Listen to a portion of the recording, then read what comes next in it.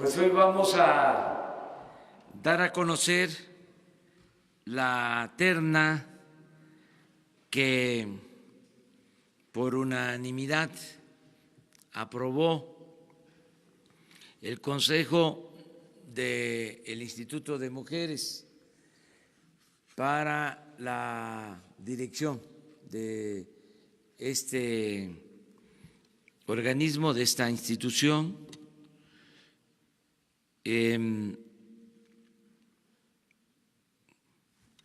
No sé si la licenciada les da a conocer el procedimiento y la terna también. El propósito de dar a conocer la terna es, como lo hicimos la vez pasada, para que el día de hoy o por la mañana se conozcan todavía opiniones y ya en la tarde noche ya resolvemos sobre la terna. Gracias, señor presidente. Gracias, señor presidente. Muy buenos días a todas, a todos ustedes.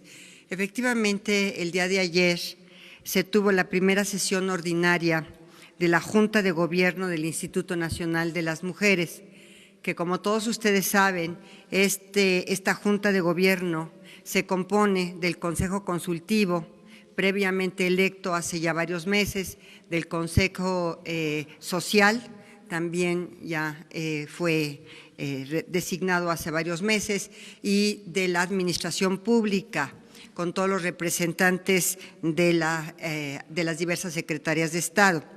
Yo quisiera compartirles que, desde luego, como es la instrucción del señor presidente, esta administración prioriza los procesos transparentes y fomenta la participación de todos los actores involucrados para tener objetividad y asegurar objetividad y buscar una representación democrática en cualquier decisión. Por eso, este proceso de selección de la terna es una prueba de ello. Y quiero agradecer la participación, en primer lugar, de todas aquellas que se animaron a participar en este proceso, en esta auscultación.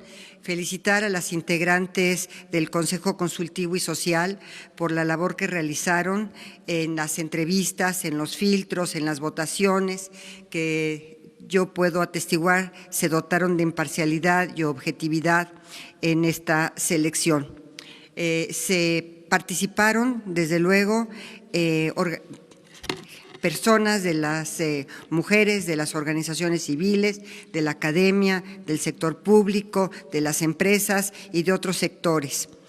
Y también yo quisiera decir que todas estas mujeres que participaron, todas, lo único que demostró fue el gran capital que tenemos de mujeres comprometidas con los derechos de las mujeres y con programas que pueden llevar a cabo la igualdad entre hombres y mujeres. Se analizó su trayectoria, sus proyectos, sus académicas, su estatus académico, sus credenciales, y básicamente se llegó a la conclusión unánime por consenso de 3 de las candidatas. La primera de ellas, Candelaria Ochoa Ábalos, que es una destacada académica originaria de Jalisco, quien, además de haber sido integrante del Consejo Social de Mujeres en administraciones pasadas, ha impulsado políticas para avanzar en la equidad de género en nuestro país, entre otras desde el Poder Legislativo cuando fue diputada federal. Patricia Olamendi Torres, que es una abogada de gran renombre y que ha promovido el mejoramiento de la calidad de vida de las mujeres, tanto en instancias nacionales como en instancias y organismos internacionales. Ejemplo de ello es el trabajo que ha realizado en el Sistema Interamericano para erradicar la violencia en contra de la mujer y su labor en la Procuraduría General de Justicia de la Ciudad de México. Y por último, la doctora Nadim Gassman, El trabajo de la doctora Nadine Gassman que ha realizado es en favor de los derechos de las mujeres, particularmente en relación a los derechos reproductivos de las mujeres, y ha sido reconocida internacionalmente. Ella es médico cirujano, especialista en derechos sexuales y reproductivos. Además, está ahorita precisamente también desempeñándose en la Organización de Naciones Unidas, en ONU Mujeres, en Brasil, como representante en Brasil. Muchas gracias. Muchas gracias. Pues esa es la terna y ya para la tarde-noche se toma la decisión que va a considerar la opinión del grupo de mujeres del Gobierno de la República que encabeza la licenciada Olga Sánchez Cordero. Ella va a deliberar con sí, es una decisión del presidente, pero yo voy a tomar en cuenta la opinión del grupo que nos ha estado ayudando en todo este proceso, el grupo que encabeza, coordina la licenciada Olga Sánchez Cordero.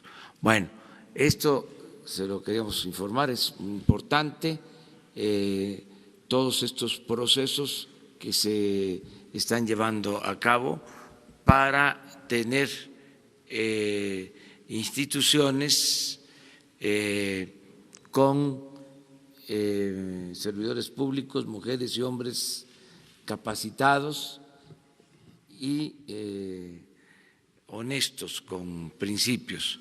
Ese es el propósito de todos estos procesos de selección. No hay influyentismo, no hay recomendados, que está buscando que sean los mejores independientemente de sus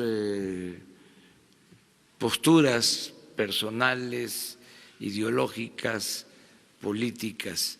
Es el servicio público para todos. Siempre decimos que el gobierno tiene que atender a todos, no es un asunto de grupo, de partido, es la representación de la sociedad en su conjunto y eso es lo que estamos procurando. Muchas gracias, señor presidente. Pues si se sienten a estar aquí, acompáñenme. Gracias. Ahora sí abrimos, estamos abriendo la sesión de preguntas y respuestas porque vamos a estar hoy por la tarde en Saltillo, Coahuila, para conmemorar el aniversario de la fundación del Ejército Nacional, del nuevo ejército.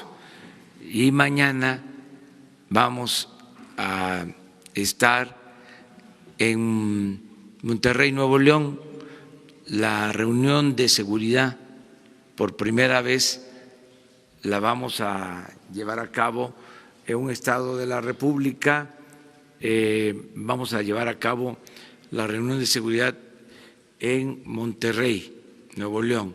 Así lo vamos a hacer en todo el país.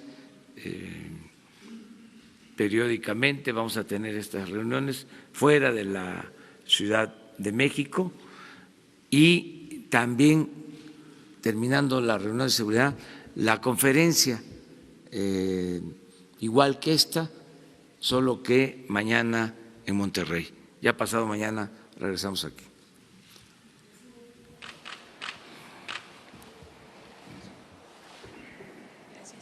Hola, presidente. Buenos días. Rosa Elena Soto. Preguntarle, en el Congreso se discuten dos temas, el de la Guardia Nacional, hoy posiblemente se apruebe, también en la Cámara de Diputados está el tema de del aumento de los delitos graves. Preguntarle, las organizaciones sociales están proponiendo una modificación, ya sea el artículo 16 o 19, para que la prisión preventiva oficiosa sea justificada. Al parecer hay un rechazo a esta propuesta. ¿Cuál es su opinión al respecto? Y también el rechazo también en el Senado de algunas de las propuestas que están pidiendo para la Guardia Nacional. Miren, he estado pendiente de las opiniones de todos los grupos sobre la creación de la Guardia Nacional y la propuesta que hicimos de convertir en delito grave el robo de combustible, la corrupción, el fraude electoral. Y la verdad, hay una actitud de rechazo de parte del PAN y de algunos dirigentes del PRI, hablando en plata, en bloque están actuando los senadores del PAN en contra de la creación de la Guardia Nacional. Ojalá y modifiquen esa actitud que no ayuda, porque se requiere de la Guardia Nacional. Tenemos un problema serio de inseguridad y de violencia que creció porque los gobiernos anteriores ni atendieron las causas que originaron la inseguridad y la violencia, es decir, no combatieron la pobreza, ni tampoco se ocuparon de garantizar la seguridad pública. Simularon que enfrentaban el problema de la inseguridad con operativos, pero todo en el esquema de la publicidad, de la detención de líderes de organizaciones delincuenciales sin que se atendiera el problema de la inseguridad. ¿Y por qué digo esto? Porque no se cuenta con policías ni con elementos suficientes para proteger a la población. El presidente de la República, de acuerdo a la Constitución, solo dispone de 20,000 efectivos para enfrentar el grave problema de la inseguridad y de la violencia. Y entonces hay una actitud partidista en el Senado, en la Cámara de Diputados, y existe esta oposición a la Guardia Nacional. Nosotros vamos a seguir haciendo nuestra labor, pero sí quería darlo a conocer, así, con toda claridad. El PAN como partido se opone a la creación de la Guardia Nacional y un grupo de dirigentes del PRI. Me han planteado gobernadores del PRI que ellos apoyan la Guardia Nacional, pero algunos dirigentes de ese partido están resueltos a no aprobar la reforma constitucional. ¿Por qué algunos gobernadores del PRI sostienen que apoyan? Porque pues ellos tienen que enfrentar el problema de la inseguridad y de la violencia y saben que es lo mejor para garantizar la seguridad pública. Acerca de las modificaciones legales, lo mismo. Nosotros necesitamos que sea delito grave la corrupción. Necesitamos que sea delito grave, sin derecho a fianza, el robo de combustible, que sea delito grave el fraude electoral. Y desde luego que somos respetuosos de lo que decidan los legisladores, pero vamos a hablar con claridad para que los ciudadanos sepan quiénes votaron a favor, quiénes votaron en contra y podamos transparentar todos estos procesos. No tienen por qué ocultarse, no tengo por qué callarme. No tengo ningún problema de conciencia. Ahora resulta que los que utilizaron solo como recurso el uso de la fuerza en tiempos pasados y que desataron la violencia y convirtieron al país en un cementerio, ahora dicen que son defensores de derechos humanos y que no quieren la militarización del país, cuando no es eso lo que se está proponiendo. Lo que queremos es que haya seguridad pública, que podamos resolver los problemas de homicidios, de robos que afectan a la población.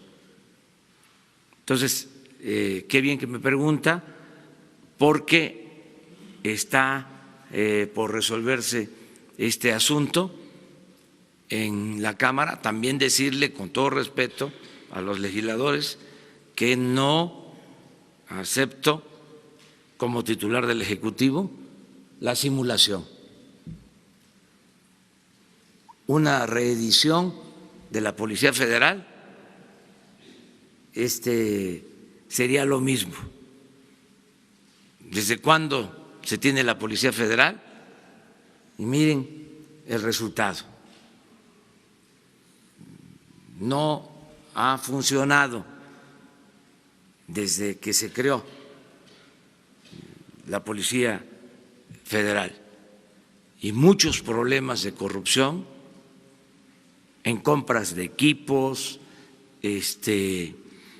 en suministro de alimentos, todo esto que estamos ahora desgraciadamente heredando.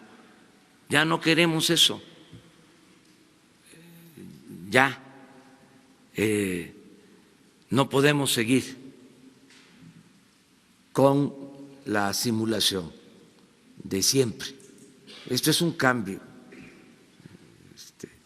y hemos hablado con mucha claridad de que se van a respetar los derechos humanos, de que va a haber control en el uso de la fuerza.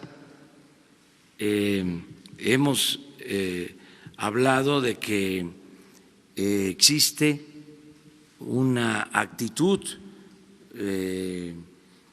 de cambio en las prácticas que por las características anteriores se llevaban a cabo tanto en la Marina como en el Ejército.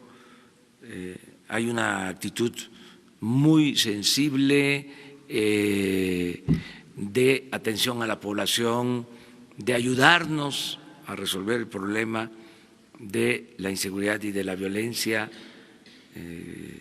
Y yo creo en este giro que se le puede dar al Ejército, que se le puede dar a la Secretaría de Marina para que nos ayuden en el principal problema que tenemos, que no es la defensa nacional, no es la seguridad interior, el principal problema es la seguridad pública. Y queremos por eso crear esta Guardia Nacional. La siguiente pregunta, último, señor, sería, pues el jueves de la semana pasada hubo una marcha del ESME a la Secretaría de Gobernación en la que demandaban el respeto a los contratos hechos en sexenios anteriores y bueno, se hablaba de un contrato, se habla de que el ESME y la empresa generadora Fénix, que es parte de Mota Engil, tiene contratos por 25 años de compra.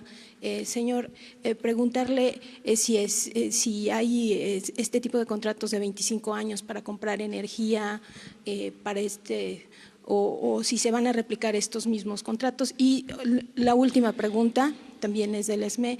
Hay en la extinción de Luz y Fuerza del Centro, todavía está en secrecía este archivo. En su sexenio se dará a conocer cómo fue el decreto de extinción de Luz y Fuerza. Sí, todo se va a transparentar y miren, para información, porque vamos a tener tiempo de revisar los contratos. Aunque parezca increíble, hay contratos para compra de energía por 40 años. Yo le pedí al director de la Comisión Federal de Electricidad que hiciera una revisión con la esperanza de que se vencieran en este sexenio para renegociar en beneficio de la nación, pero no, son contratos 30, 40 años hacia adelante. Entonces, cuando dice que les dieron un contrato de 20, de 25, pues así debe ser. Entonces, legalmente no se puede revocar un contrato solo que hubiese alguna causa justificada. Entonces, eso sí se está haciendo, básicamente. Y la transparencia, eso sí, de todo. No vamos a ocultar absolutamente nada. Sí, sobre el expediente, la transparencia del expediente de Luz y Fuerza.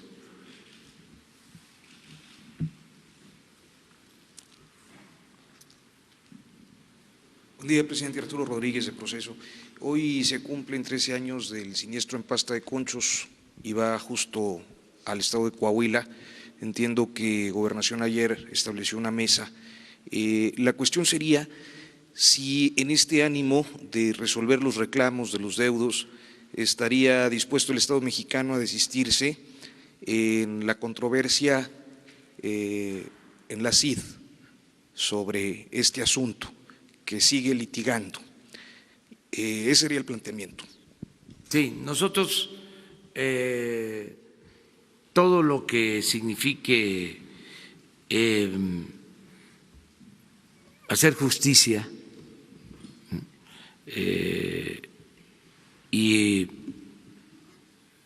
dejar en libertad los procedimientos para que las autoridades competentes resuelvan, lo vamos a hacer, ya por lo que me está preguntando.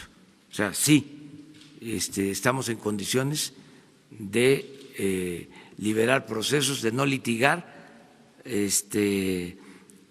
en hechos que obstruyan la procuración de justicia. O sea, qué bien que está aquí la licenciada con ese propósito.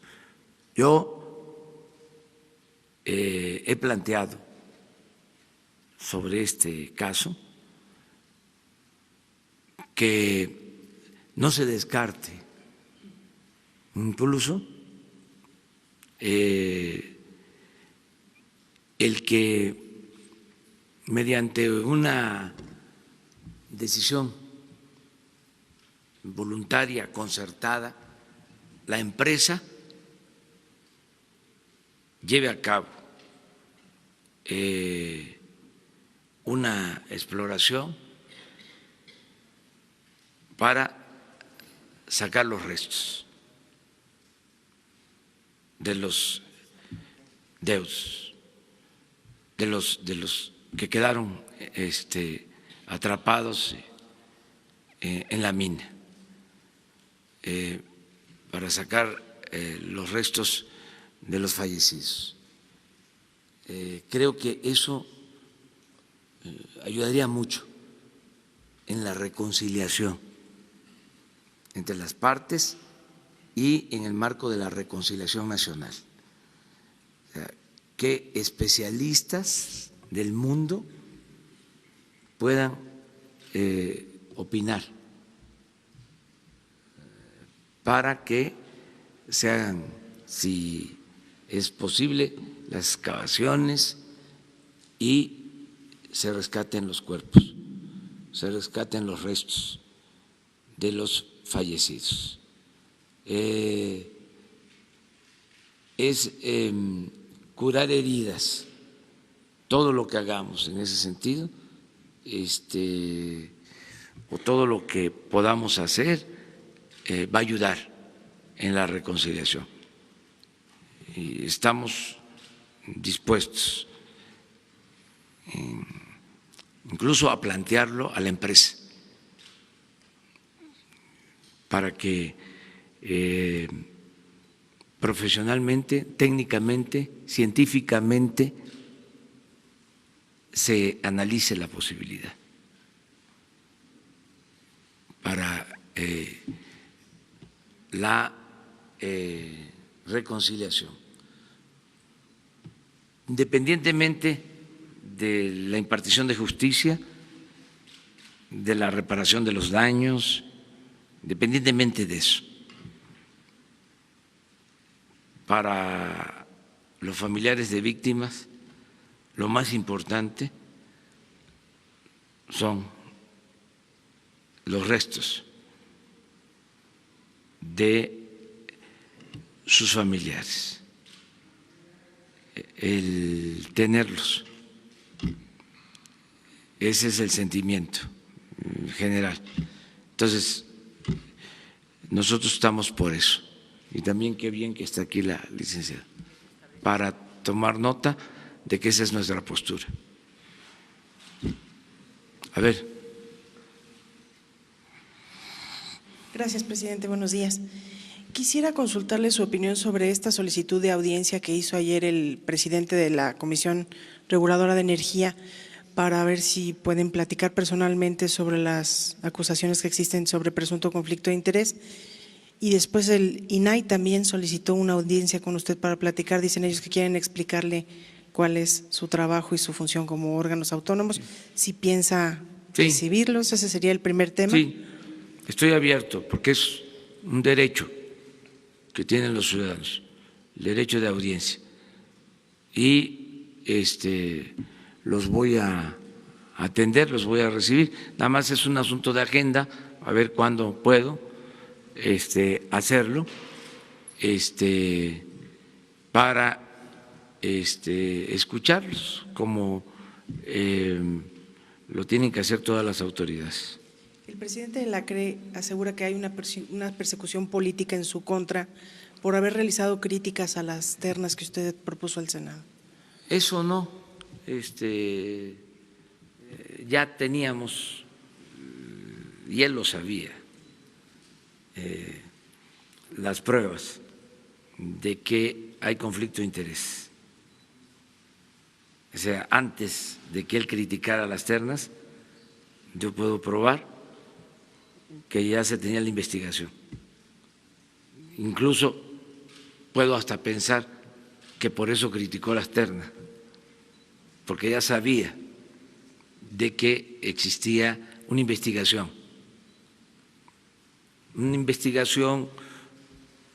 sobre conflicto de intereses.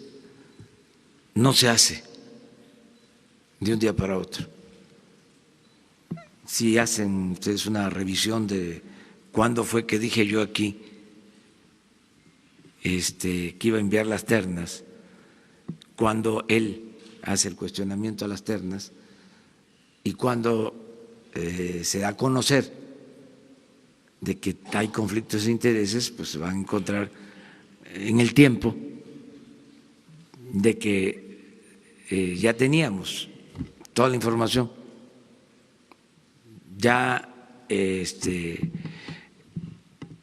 Inteligencia Financiera tenía el expediente y yo tengo, ya se los he dicho, como criterio que cuando me presentan un expediente sobre un presunto ilícito o un ilícito probable, ordeno de inmediato que se proceda. Ya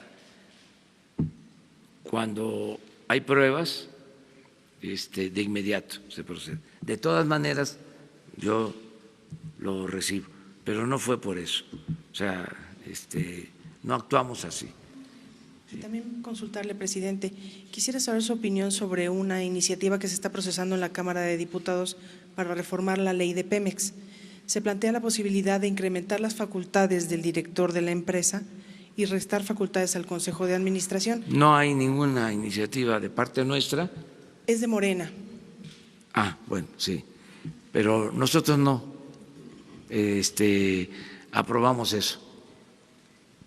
Es decir, el Ejecutivo no queremos ninguna modificación en ese sentido, porque no queremos darles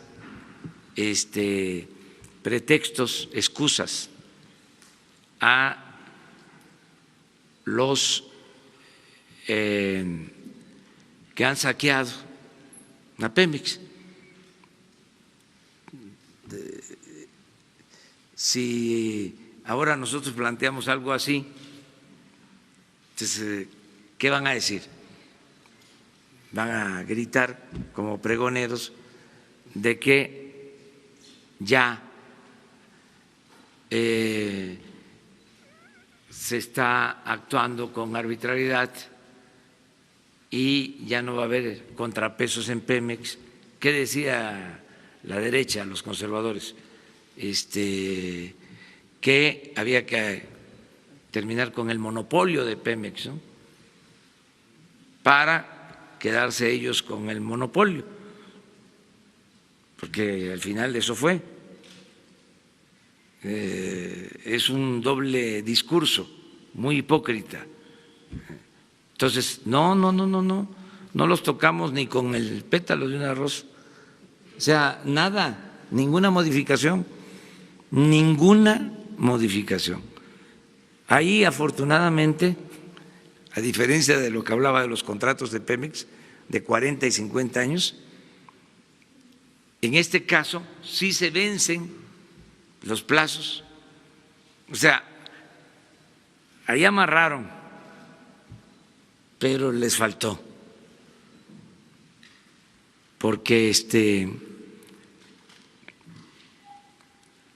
creo que le dieron de tiempo a estos consejeros 8 años, en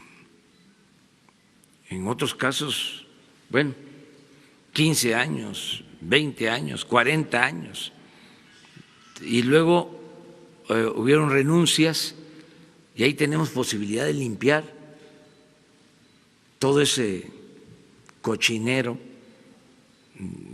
que dejaron con la reforma energética, sin necesidad de modificar ninguna ley. Es facultad del titular del Ejecutivo presentar las ternas para los nuevos consejeros en todos estos organismos. Entonces van a cambiar las cosas. Además, eran tan ineficientes estos organismos que ni siquiera les daban permiso de trabajo, de exploración, de crear plantas para la generación de energía al sector privado. Una solicitud que se hacía a un organismo de este tipo se llevaba 6 meses, 8 meses, 1 año para que se resolviera. Ni a Pemex les daban permiso, pues. No, algo totalmente absurdo creado con la reforma energética. Entonces, todo eso tenemos que quitar. En parte, pues por eso la crisis en la Comisión Federal de Electricidad, ellos fueron los que autorizaron contratos para pagar cantidades estratosféricas por el gas. Imagínense los negocios. Los gasoductos son particulares y el dueño del gasoducto obtuvo un contrato para que la Comisión Federal de Electricidad le compre el gas a precios elevadísimos. Y si en la construcción del gasoducto hay un bloqueo y se interrumpe la construcción, la Comisión Federal de Electricidad le tiene que pagar a la empresa. En 8 gasoductos, en promedio, $50 millones al año de multa. 8 gasoductos detenidos, parados. ¿Quién autorizó esto? La CRE.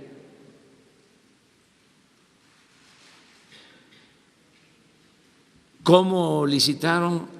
¿A qué empresas les dieron estos contratos? ¿Dónde estuvo la transparencia? Entonces, todo esto es lo que estamos ahora revisando. No hace falta, no hace falta, no hace falta, y sería darles un pretexto para decir gobierno autoritario, no toma en cuenta a los expertos, a la sociedad civil.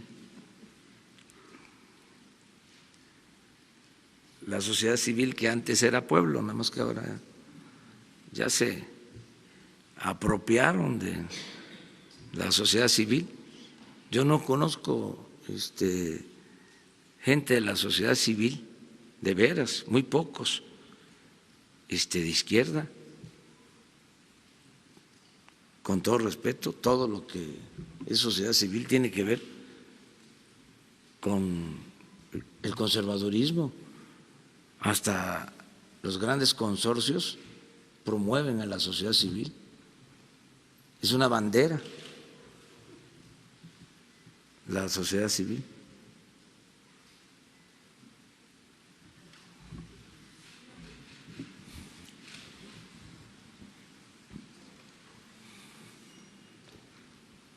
Buenos días, señor presidente. Buenos días, secretaria. Alejandro Lelo de la Rea, Grupo Cantón. Presidente, preguntarle, el fin de semana vimos un muy fuerte apoyo del gobernador de Sinaloa y del gobernador de Durango a la Guardia Nacional. Preguntarle el detalle de qué otros gobernadores estarían apoyando esta Guardia Nacional y si le han manifestado que ellos podrían interceder ante diputados, en un caso del PRI, en otro del PAN, diputados y senadores, para que votaran a favor de la Guardia Nacional, y si este apoyo sería incluyendo el cuarto transitorio que permite a las Fuerzas Armadas actuar por 5 años, y también que la Guardia Nacional sea adscrita a la Secretaría de Defensa Nacional y no como proponen a la Secretaría de Seguridad Pública. Y la segunda pregunta, presidente, data de 2000, en aquel año para financiar la campaña de Francisco Labastida, desviaron recursos de Pemex vía el sindicato petrolero. Después se les sentenció a hacer ese pago, esa devolución del dinero a 31 años. Van a terminar en 2031 de devolver ese dinero, son 1.580 millones de pesos. Esos recursos, acusa la oposición del sindicato, que están saliendo de las cuotas de los trabajadores de Pemex. ¿Usted tiene conocimiento de ello y también tendría conocimiento de que sí se está pagando esta deuda? Bueno, acerca de lo primero, la mayoría de los gobernadores del PRI ha expresado su apoyo a la Guardia Nacional. Ayer hubo una reunión con la secretaria de Gobernación y eso expresaron. Todos los gobernadores. ¿Cuántos? Todos los gobernadores del PRI. La única que no estaba presente era Claudia, porque estaba fuera de México. La gobernadora de Sonora. Sí, pero sin embargo, tengo información que algunos senadores, no voy a mencionar nombres, pero sí estoy informado. Nada más les recuerdo de que ya no está el CISEN, pero el presidente tiene información.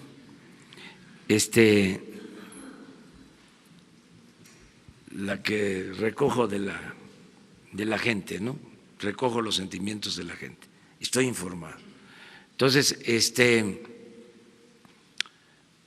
en el caso de los gobernadores, yo he podido hablar con ellos, ellos han expresado su apoyo. El de Sinaloa, de manera muy abierta, lo mismo el de Campeche, que estuvieron todavía ayer aquí con nosotros en un acto con empresarios, y así otros. Con ese cuarto transitorio y Sí. que dependa de la Sí, Sedena. sí. Es que además, miren, en La Laguna había un problema serio de inseguridad y de violencia. Es de dominio público. Se creó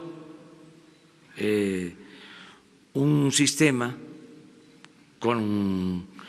de seguridad con la Policía Militar para La Laguna, que atiende en la parte de Durango y de Coahuila, y fueron muy buenos los resultados, son buenos los resultados, se redujo la incidencia delictiva. Entonces, esto mismo me lo expresó el gobernador de Durango, que aún perteneciendo al PAN, dice, es que esto es lo que nosotros necesitamos. Pero el PAN está viendo esto como un asunto político. Quieren ellos utilizar esto como bandera para enfrentarnos políticamente hablando.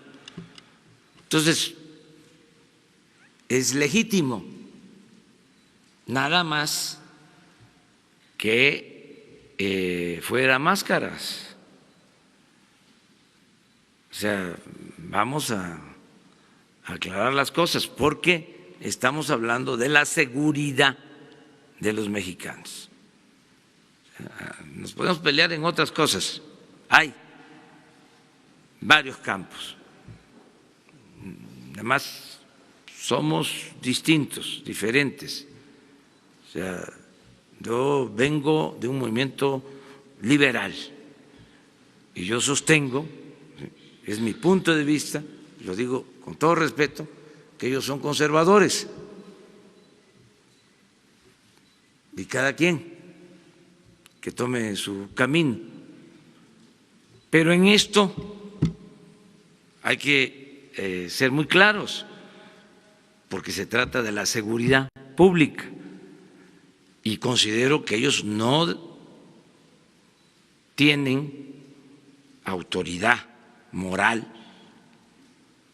para estar sosteniendo que nosotros queremos usar la fuerza para resolver el problema cuando la estrategia que estamos aplicando es exactamente opuesta a lo que ellos llevaron a cabo y que produjo este desastre de inseguridad y de violencia, de asesinatos, de desaparecidos. Entonces, es muy hipócrita, pues, esa postura. Y por eso, pues, como me lo preguntan, lo explico.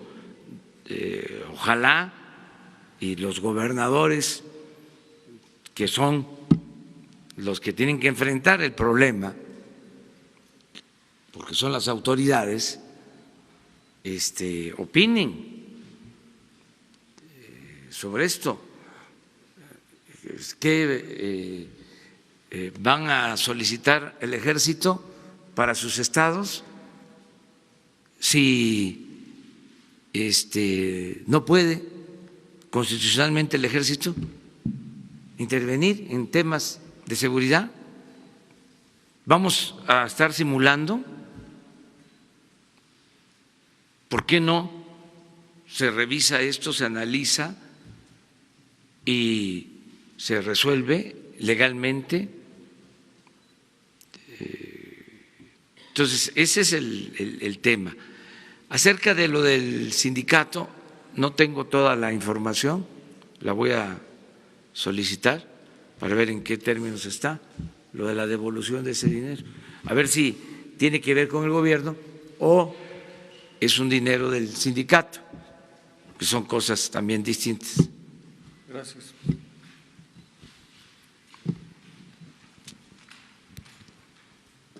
Buenos días, Daniel Blancas de Crónica. Primero, presidente, comprometerlo, hacerle una petición a que en los días posteriores nos pueda mostrar los nombres o detalles de los contratos que refiere de 40 a 50 años para que al menos la opinión pública lo conozca y pueda hacer un contrapeso en ese sentido. Y dos preguntas, presidente. Tenemos información de que le fue presentado un reporte o tiene usted referencias respecto a las irregularidades en las que se fincó la investigación del caso Tlahuelilpan. Se cumplió ya un mes de la tragedia, usted ha referido que es pues uno de los, quizá el momento más doloroso que ha vivido su gobierno, pero preguntarle cuál es la reflexión respecto a esto que le ha sido informado de que las investigaciones sobre el caso Tlahuelilpan fueron irregulares, no se cuidó la cadena de custodia, los indicios. Esta reflexión. Y segundo, aprovechando que está aquí la secretaria de Gobernación, hemos estado en comunicación con integrantes del Colegio del Notariado Mexicano. Es un tema que ya se ha referido de manera somera en las conferencias, la propia secretaria lo ha hecho, pero hay información en el sentido de que se están vendiendo como si fueran locales de venta, las notarías en cifras millonarias, 15 millones, 20 millones de pesos, y que se están utilizando las notarías para evadir cuestiones fiscales, para hacer, usted sabe que una de las tareas de las notarías son la retención, el cálculo de los impuestos, y se están utilizando precisamente para desviar estos fondos. ¿Cuál es la estrategia? Sabemos que también hay leyes que están en curso, pero ¿cómo se va a frenar esta situación de las notarías? ¿Hay alguna estrategia? ¿Pueden intervenir los órganos de inteligencia del Estado financieros para que esto no siga ocurriendo? Miren, en el caso de Hidalgo, desde luego, ¿no? Es un tema muy doloroso, aunque pase el tiempo, esto nos afecta mucho por la pérdida de vidas humanas. No tengo ninguna información, es decir, no me han presentado ninguna investigación. No, pero que le han referido que la investigación no se hizo como se tenía que hacer. No. Lo que nos han dicho enviados de la Secretaría de Gobernación, precisamente. No, no es cierto. O sea, no hemos tratado este tema en las reuniones que tenemos de seguridad. O sea, es lo que se conoce y lo que tiene como investigación la Fiscalía General, nada más. O sea, no se ha presentado un informe al interior del gobierno, del Gabinete de Seguridad, no tiene ningún informe sobre posibles irregularidades, omisiones, ¿sí?, o errores cometidos. No existe ningún documento sobre esto. ¿Ni siquiera referencias verbales, presidente? No, ni siquiera referencias verbales. Se atendió todo el problema, el asunto doloroso, repito, ya se conocen las causas que originaron este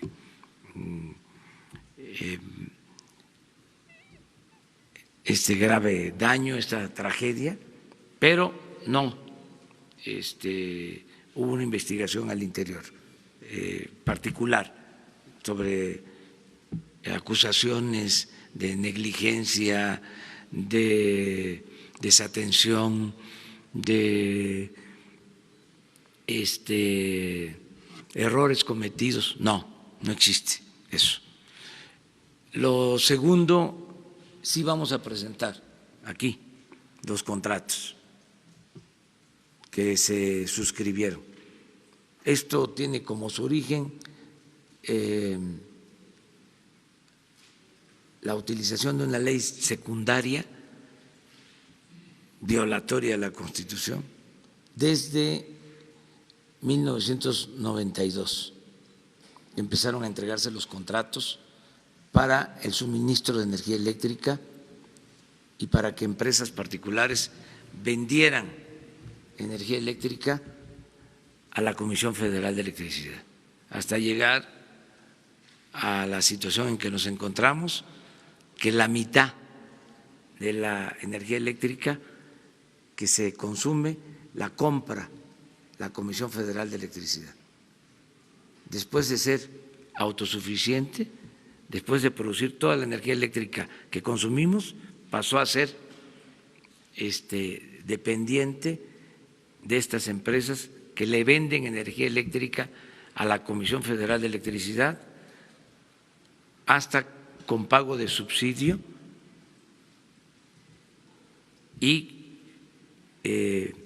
por contratos en donde se establece el pago de esos subsidios y con duración de 40 años. O sea, todo esto claro que lo vamos a transparentar. Acerca de los notarios públicos, pues aquí la licenciada les va a informar. Tenemos que legislar.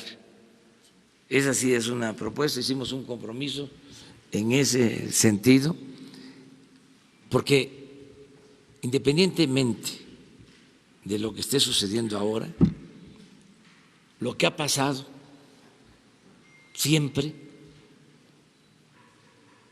ha sido vergonzoso, por decirlo menos. Cada gobernador que termina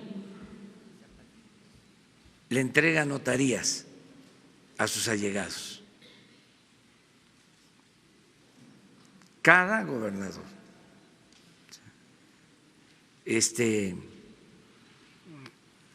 Aquí en la Ciudad de México, afortunadamente, por la Asociación de Notarios, esa práctica no se realiza, o al menos cuando yo estuve de jefe de gobierno no entregué ninguna notaría. Cuando finalicé el gobierno, porque también hay un procedimiento bien definido, existe también en los estados, pero le dan la vuelta. ¿Sí? Entonces, que ayude esta pregunta para que se erradiquen esas prácticas y que se modifique la ley. Gracias, señor presidente. El entonces candidato a la presidencia, Andrés Manuel López Obrador, en Acapulco hizo un compromiso con los señores notarios de 10 puntos. Uno de los más importantes era una reforma constitucional para que el Congreso de la Unión legislara sobre una ley general que estableciera los lineamientos y distribuyera las competencias en relación precisamente a los notarios. Yo quiero decirles que antes de abandonar el Senado de la República, yo presenté esta iniciativa de reforma constitucional para que todas las legislaciones de los notarios se homologaran a estos principios básicos y fundamentales. Desde luego, en la Ciudad de México, la ley del notariado es una ley que regula en forma muy estricta quienes acceden a la función notarial a través de 2 tipos de examen, de aspirante en una primera instancia y después en una segunda instancia de oposición.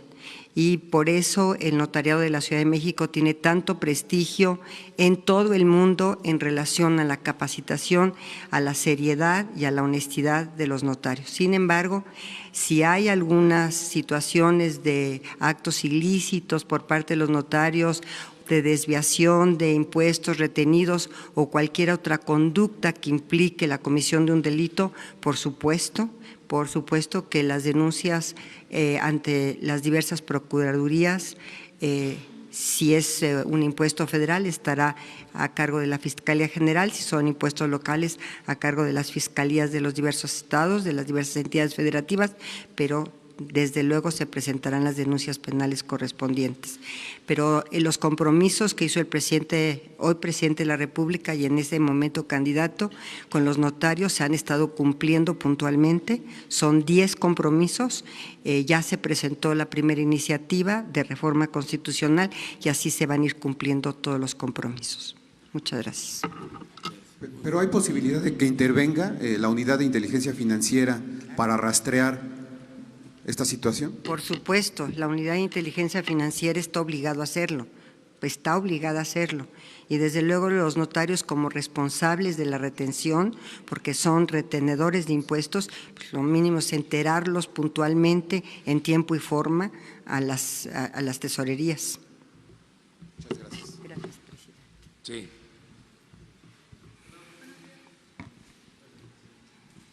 Ustedes 3.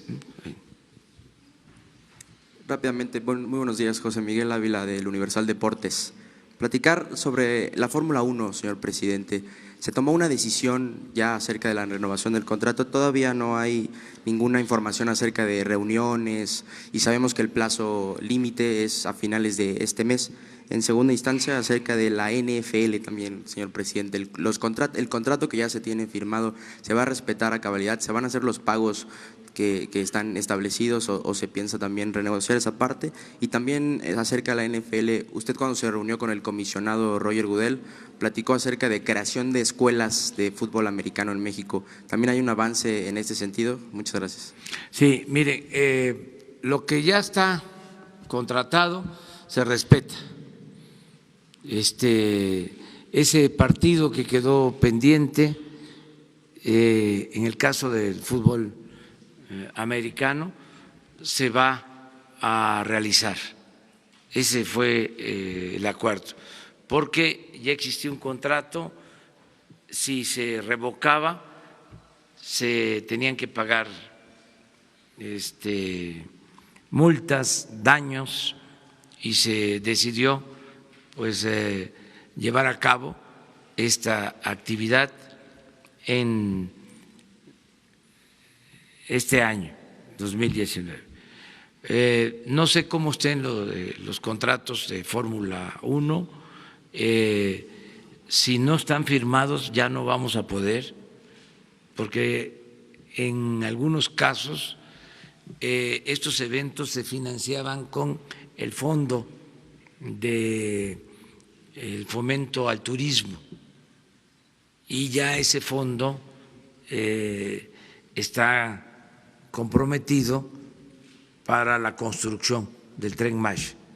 Entonces no sabemos en qué situación están estos contratos. Los vamos a revisar. Vamos desde luego a seguir apoyando todos los deportes, pero con austeridad,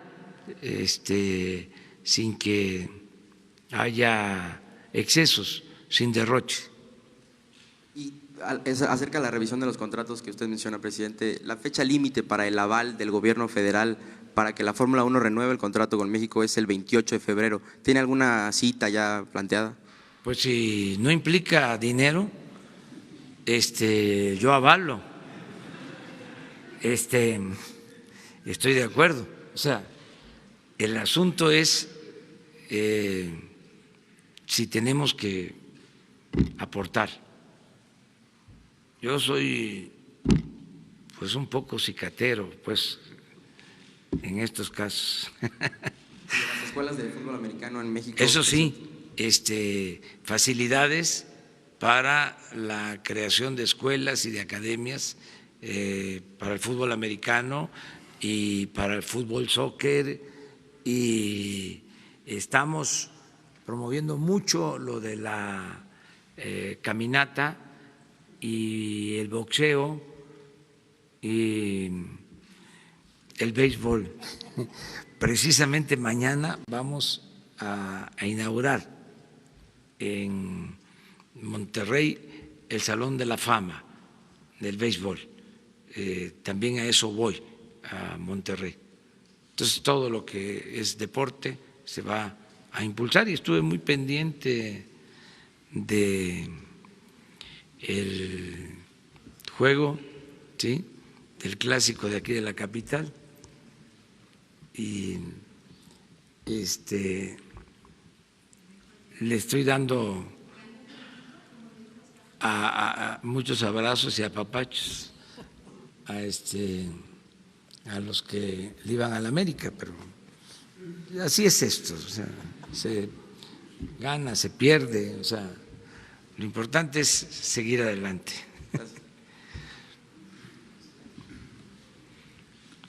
Buenos días, señor presidente. Ricardo García, de Revolución 3.0. Dos temas. A principios de este mes, nosotros, nuestro medio le comentó acerca de un grupo de niños, los huérfanos de Nochixtlán, que a raíz de la problemática, se encuentran en una situación muy precaria. Pasamos esta información con su equipo y hasta el día de hoy ninguno de los niños ha sido atendido. Quisiéramos saber si, inclusive no se han comunicado con ellos, quisiéramos saber si existe un plan en atención, si usted ha conocido las historias de los niños. Y bueno, en otro tema, aprovechando que está la secretaria, la semana pasada usted afirmó que ya no existía guerra contra el narcotráfico, que iba a replantear la lucha y la política en materia de drogas. Entonces, quisiera ver si nos pudiese detallar un poco cómo será esta nueva política de combate a las drogas, en el sentido en el que cuando fue senadora, la secretaria, planteó la posibilidad de tener un marco de regulación para el consumo de cannabis, dado que hay documentación que afirma que existen más de 10,000 presos por portación simple de marihuana en prisiones federales. Entonces, si también nos pudiera comentar algo sobre ambos temas, por favor. Gracias. Sí, lo de Nochistlán es un compromiso que tenemos y que vamos a cumplir, de justicia, de reparación del daño por lo que sucedió en Nochistlán. Y se lo hemos encargado a la Secretaría de Gobernación, y si no se ha visto, se va a atender de inmediato, de inmediato. Nosotros ya hemos proporcionado la documentación, sí, y pues estamos abiertos a… Y como vas a estar viniendo, cada vez que puedas, pides la palabra y me lo recuerdas. Y gracias, para que se atienda. La justicia tarda pero llega. O sea, hay muchos asuntos que atender, pero tenemos voluntad para hacerlo, ¿no? Entonces sí se va a atender eso. Acerca de la política sobre la seguridad, nosotros, como ya lo dije, lo primero es atender las causas que han originado la inseguridad y la violencia. Y en eso estamos, atendiendo a los jóvenes. Estuve el fin de semana en Sinaloa y en Durango, y el mensaje fue acerca de crear condiciones para el bienestar, construir caminos, universidades, sembrar, dar oportunidades a los jóvenes de trabajo, de educación. En eso estamos, eso es lo principal, eso nos va a ayudar mucho a que haya opciones, que haya alternativas. Y también vamos a hacer toda una campaña, ya se está trabajando, de información sobre el consumo de drogas, de orientación a los jóvenes, una campaña amplia, creativa, ¿sí? Para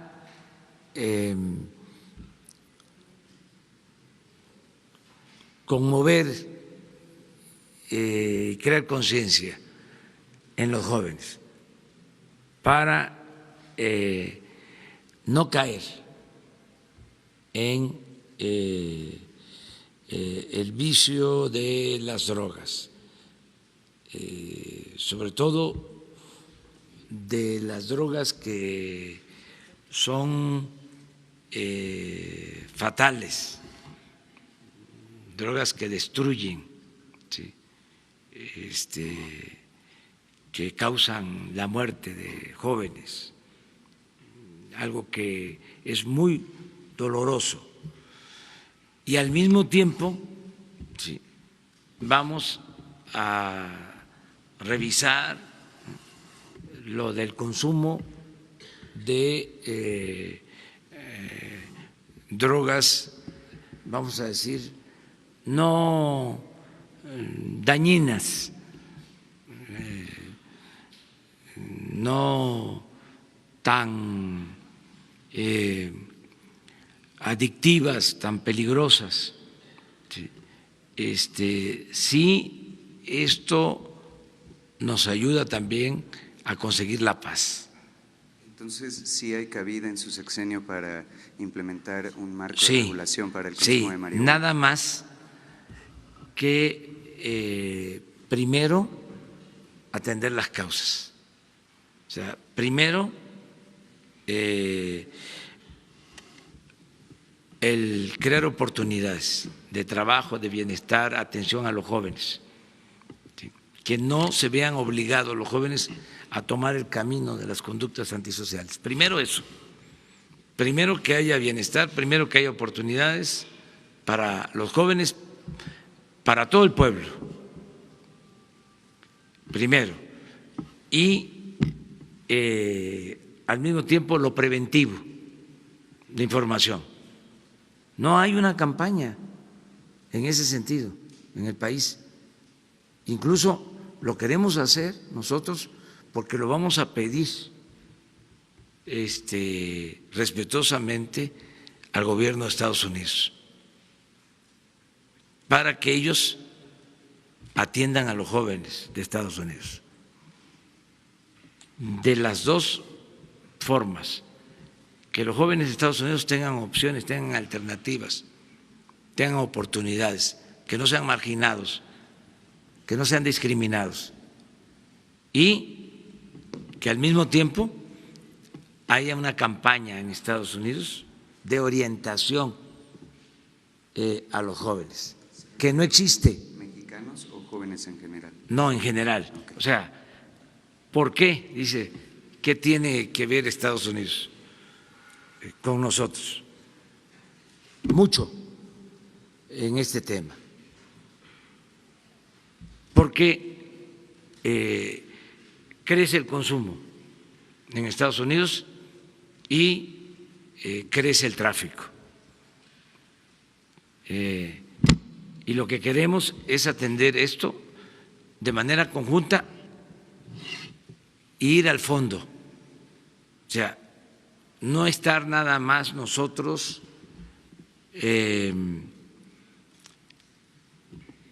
atendiendo efectos, sino que nos apliquemos y se vaya a las causas, al fondo del asunto. Eso es lo que te puedo comentar. Entonces, no descartamos nada. Gracias, señor presidente. Secretario. Buenos días, presidente de México, su servidor Carlos Pozos, líderes mexicanos y Petróleo y Energía. Presidente, a unas horas de conmemorarse el Día del Ejército Mexicano, quisiera saber cuál es la importancia del Ejército Mexicano para su administración y si tendrá usted un mensaje para todos los soldados mexicanos. Y también hacerle su conocimiento que hay un monopolio en la utilización del Kevlar por 20 años en las administraciones pasadas, lo cual va en detrimento de sus chalecos y de sus cascos balísticos.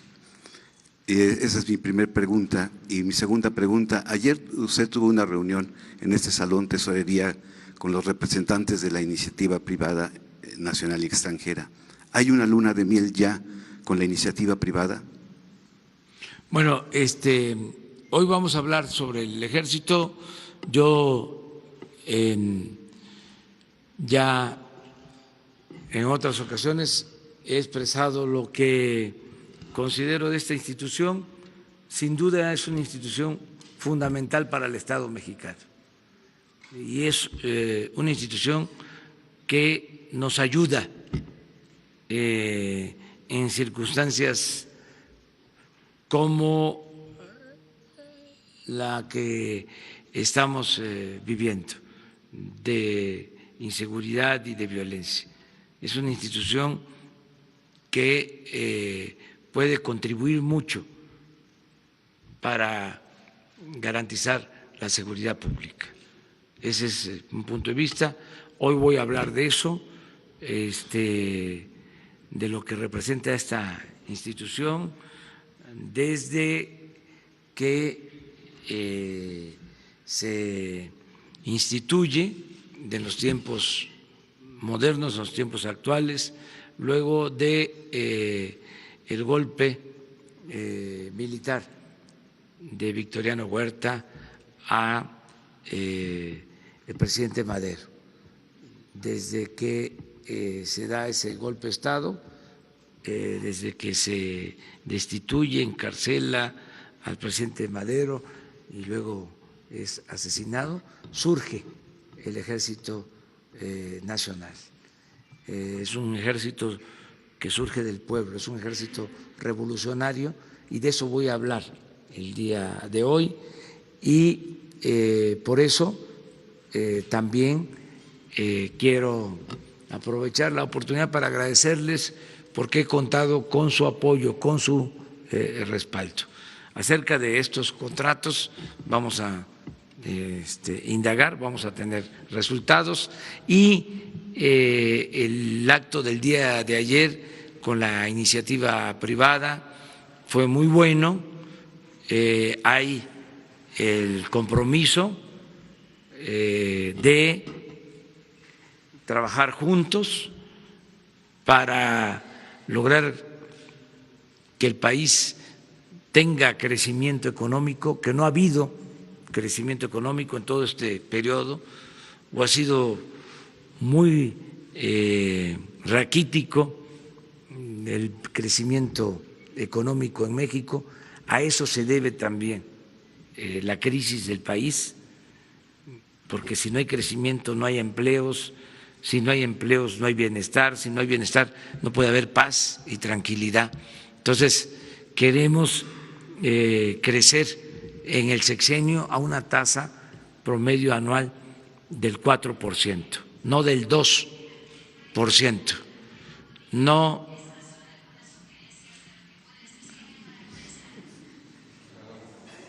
Usted no se preocupe.